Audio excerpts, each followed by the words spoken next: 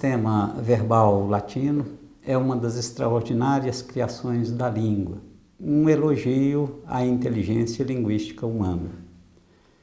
Como toda língua literária, o latim também ostenta características de artificialidade, na medida em que a representação de conceitos gramaticais obedece a determinados processamentos guiados pela racionalidade e atende a princípios operacionais de funcionalidade.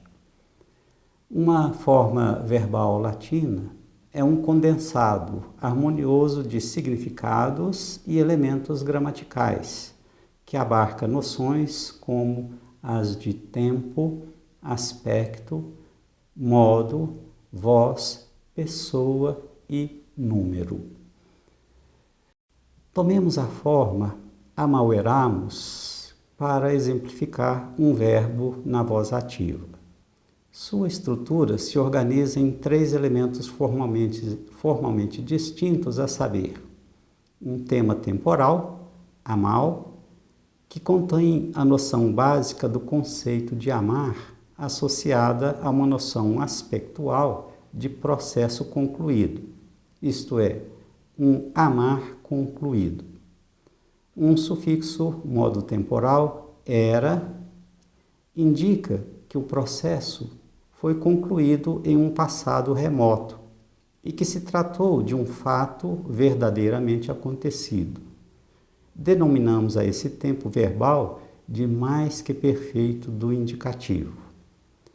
A desinência número pessoal, mus, indica que o sujeito gramatical desse verbo é a primeira pessoa do plural, nós, que é um combinado de eu mais alguém, e que a voz desse verbo é ativa. A sistematicidade do verbo pode ser dimensionada através dos seguintes quadros. Vejamos o quadro do sistema verbal, especificamente das desinências número pessoais. Como se pode ver, na parte dos pronomes pessoais, temos lá ego, tu, nós e vós. O latim não tem o pronome pessoal ele de terceira pessoa, porque ele recorre a um outro procedimento gramatical para a expressão disso que nós chamamos em português pronome pessoal de terceira. É importante observar no quadro, né, essa distinção das vozes ativa e passiva. E, ao mesmo tempo que nós nos situamos aqui na voz ativa, né, nós temos um grupo de desinências específicas, né, para o pretérito perfeito indicativo e outro grupo de desinências para todos os demais tempos. Esse esquema de desinências reflete a relação, né, de o verbo com o elemento externo, que é o seu sujeito gramatical. E, né, esta distinção é importante na medida em que, né, a identificação do sujeito no verbo já marca que este elemento verbal já traduz o seu sujeito gramatical. Bom, então, as desinências estão aí marcadas, né, na primeira pessoa para o ego, né, O ou M, o S de segunda pessoa, o T de terceira, na nossa classificação em português, o mus, primeira do plural, tis, segunda do plural, para o vós, né, que é tu mais alguém, né, lembrando que vós não é plural de tu, e a terceira do plural, NT. O pretérito perfeito marca um elemento I que se estende a todo o sistema do perfeito, né? E ele é exclusivo do pretérito perfeito. A desinência isti vem marcando a segunda pessoa, id a terceira, imus, istis, erunt e ere. O uso de ere é mais frequente na poesia, muitas vezes por razão métrica. E temos também a marca da voz passiva, que na verdade a gente entende a voz passiva como uma perspectiva. Na voz ativa, a perspectiva é de ênfase do sujeito, a voz passiva trata do objeto gramatical na posição de sujeito. Então, a ênfase é sobre o objeto na voz passiva, ao passo que na voz ativa a ênfase é para o sujeito desencadeador do processo. Bom, o quadro seguinte, como havíamos apresentado o verbo com 3 elementos, o primeiro elemento, então, caminhando de trás para diante, o primeiro elemento seria a desinência número pessoal e o segundo elemento é o sufixo de modo e tempo. É preciso entender essa noção de tempo associado a aspecto, que a gente vai discutir na demonstração do quadro, e também a noção do modo. Como se pode ver, por exemplo, no sistema de infectum. Nós temos lá os tempos presente, imperfeito e futuro. No presente, indicativo e subjuntivo. Essa distinção de indicativo e subjuntivo marca o princípio de indicativo, o fato é real, o subjuntivo, o fato é não real. Portanto, ele se encaminha para o possível, o provável, o desejável, não é o fato real como se apresenta no modo indicativo. Bom, a distinção básica de infectum e perfectum é uma distinção que a gente chama de aspecto. Aspecto, a grosso modo, significa estágio. Poderíamos chamar o aspecto aqui, nessa distinção do verbo latino, como sendo o estágio em que o processo se dá.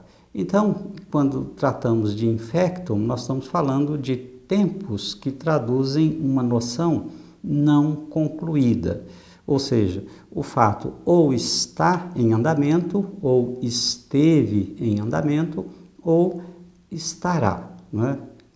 E esse dado é significativo para o futuro. Reparem que no futuro não há subjuntivo, porque o futuro representa o não real, o que não está acontecendo agora. Por isso ele não tem, no latim, a marca de subjuntivo. Para a indicação do infectum, nós temos aí que distinguir também um outro fato, que é a identificação da conjugação.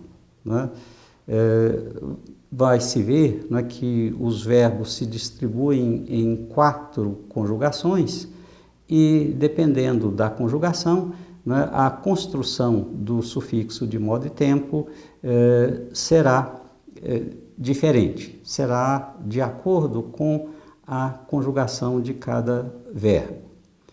Então, neste sistema do infectum, o que nós temos são aí o presente do indicativo e do subjuntivo, o imperfeito do indicativo e do subjuntivo e o futuro do presente. A grosso modo, nós temos a indicação no presente do fato em acontecimento agora.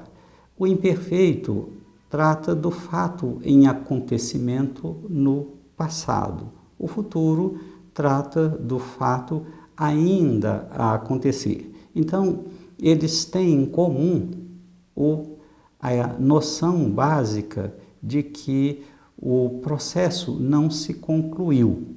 A gente, às vezes, tende a pensar no imperfeito como um fato realizado, mas tem que ser visto o imperfeito como fato em processo no passado. Ele está em desenvolvimento no passado. O que nós vamos observar ainda no quadro, né, é que o sistema do perfectum é um pouco mais regular, é mais sistemático. Basta observar que não há divisão em conjugações. Todos os verbos, né, obedecem ao mesmo esquema. Quando falamos, né, de infectum como um fato não realizado, né, nós temos o perfectum como o fato concluído, o fato realizado.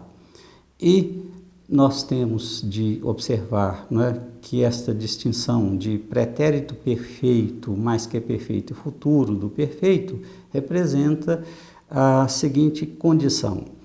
O pretérito perfeito, seja indicativo ou subjuntivo, caracteriza o fato concluído recentemente, o que acabou de acontecer, basicamente.